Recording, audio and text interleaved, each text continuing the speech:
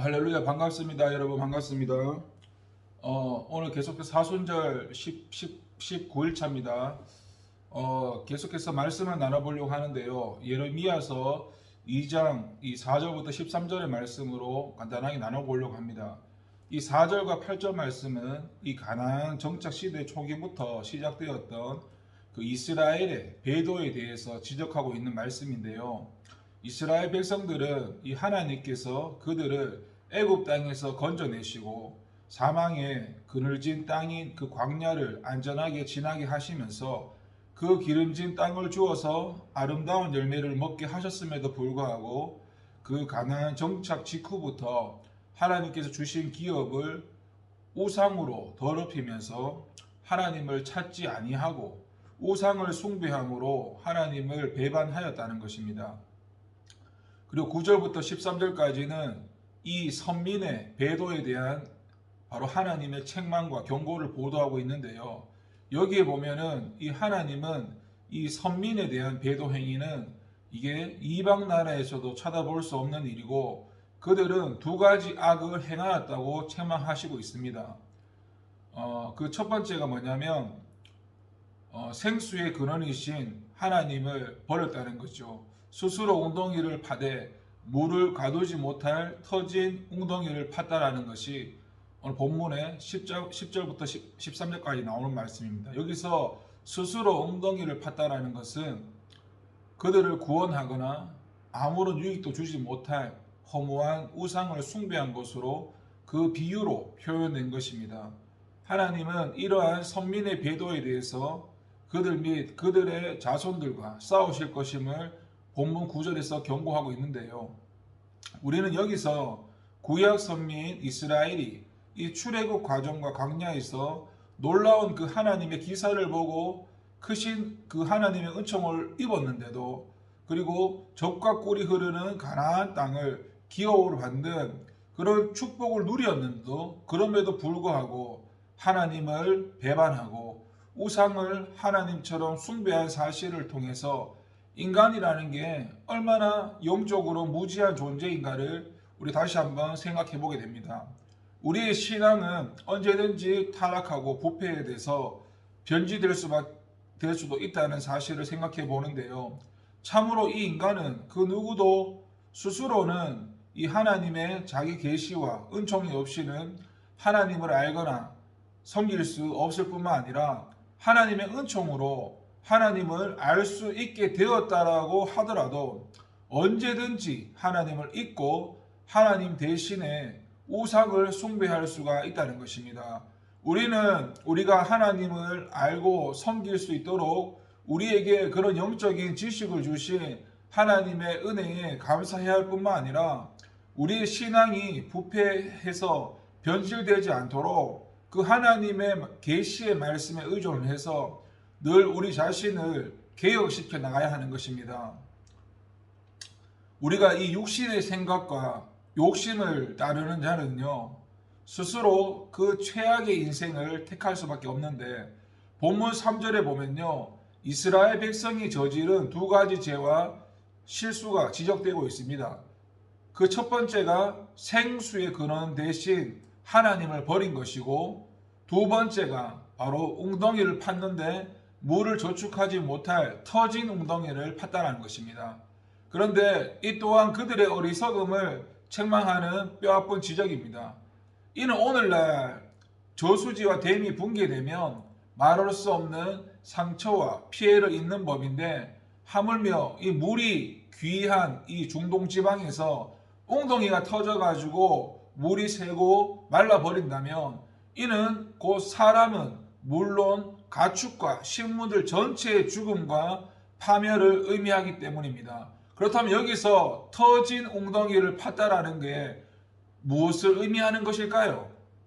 그것은 물론 이스라엘 백성이 하나님을 버리고 대신에 그 이방의 우상과 문화를 쫓았다는 것을 뜻하기도 합니다. 그리고 이는 그들 스스로 지혜롭게 행동했다고 자처했을지는 모르겠지만은 그들의 실상을 보면 파멸과 그 사망의 길이었다는 것입니다.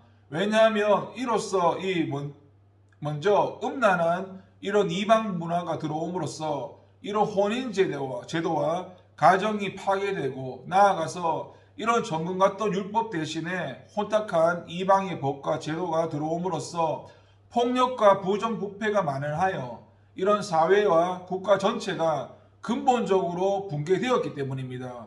이런 이방의 종교와 문화로 인해서 이스라엘 백성은 영적인 이런 어떤 그런 정체성이나 어떤 거룩성을 잃어버렸을 뿐만 아니라 이런 어떤 사회적인 연대감마저 상실함으로써 이런 이방 족속들의 침입 앞에서 그저 고목나무처럼 쓰러질 수밖에 없게 된 것입니다.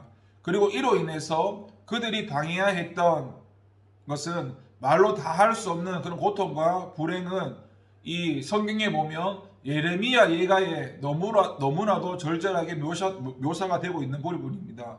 그래서 그들은 하나님의 이 선민으로서의 영광 대신에 열방의 조롱과 멸시의 대상이 되었을 뿐만 아니라 하나님의 영광에도 말할 수 없는 상처를 주었습니다. 그렇다면 이러한 사실이 우리한테 교훈해 주는 게 무엇일까요? 인간이 자신의 욕심과 생각을 따르면 스스로 보기에는 그것이 최선의 선택을 하는 것 같아 보일지라도 실상은 그것이 가장 어리석은 최악의 선택에 지나지 않는다는 겁니다. 여기서 우리가 더욱 경계해야 할 것은요, 이러한 실수는 어리고 둔한 자들보다는 오히려 지혜롭다고 자처하는 그런 자들일수록 더 자주 이런 경우를 범한다는 사실인데요. 그리고 이는 애굽의 바로가 그런 국익을 위해 지혜롭게 하자면서 이스라엘 백성을 핍박하다가 오히려 국가 전체에 막대한 피해를 주고 급기야는 자신의 장자는 물론 그 수많은 병사들까지 홍해에 수장시켜 버린 사실이라든지 심지어 그 선지자 요나와 같은 사람조차 하나님의 명령에 불복하여 반대 방향으로 또 가다가 바다에 빠져 죽음 직전까지 이른 그런 성경의 많은 예들이 잘 보여주고 있는 경우입니다. 여러분, 우리는 스스로 보기에 아무리 지혜롭게 보아도 실상은 한치 앞도 못 보는 어리석은 존재고요. 아침에 안개같이 잠시 있다가 사라질 연약한 자들임을 우리가 늘 기억해야 됩니다. 그래서 우리가 그 엘리사의 그런 지시와 명령 앞에서 내 생각에는 이라는 그런 말만 되풀이하던 나아만처럼 육신의 생각과 뜻만을 고집해서는 안 된다는 것입니다. 그리고 우리가 보기에 어찌하든지 하나님의 생각과 계획과 뜻은 우리의 것보다는 훨씬 높고 깊다라는 사실을 잊지 말아야 되고요. 항상 하나님의 말씀에 그 뜻에 순종하도록 우리가 힘써야 하는 것입니다. 그래서 그 예수님의 말씀대로 나의 원대로 마옵시고 아버지 원대로 하옵소서라고 기도하면서 죽기까지 순종하셨던 그 주님께서 다 이루었다라고 그렇게 말씀하시면서 부활과 성천의 영광을 얻으셨던 것처럼 우리도 최선의 선택인 하나님의 뜻을 쫓는 선택을 통해서 범사에 형통하고 승리하는 자들이 되어야 하겠습니다. 사람들이 서로 관계를 맺고 살아가는 이 세상에서 가장 추한 말, 가장 악한 말, 가장 듣기 싫은 말이 있다면 그것은 배신이라는 두 글자입니다. 누군가를 믿고 있고 그에게 지극히 정성을 다했는데도 그야말로 어떤 최선의 노력을 다 기울였는데도 상대가 자신의 믿음을 저버린다면 그것은 참으로 우리가 납득하기 어렵고 용납하기 어려운 일이 될 것입니다. 근데 오늘 말씀에서는 세상에서 가장 큰 배신, 가장 치사하고 이해할 수 없는 그 배신의 이야기가 소개되고 있는 중입니다. 이스라엘이 자신들을 종되었던 자리에서 건져주시고 온갖 충만한 은혜와 축복을 아낌없이 부어주셨던 그런 자기에게 힘과 격려와 도움을 아끼시지 않으셨던 그 하나님을 배신한 사건입니다. 이는 진짜 분노스럽다 못해 개탄스러울 만큼 답답한 일이 아닐 수 없는데요. 그런데 이러한 배신 행위는 이런 이스라엘 사람들만 그런 게 아니라 우리들 역시도 행하는 것입니다.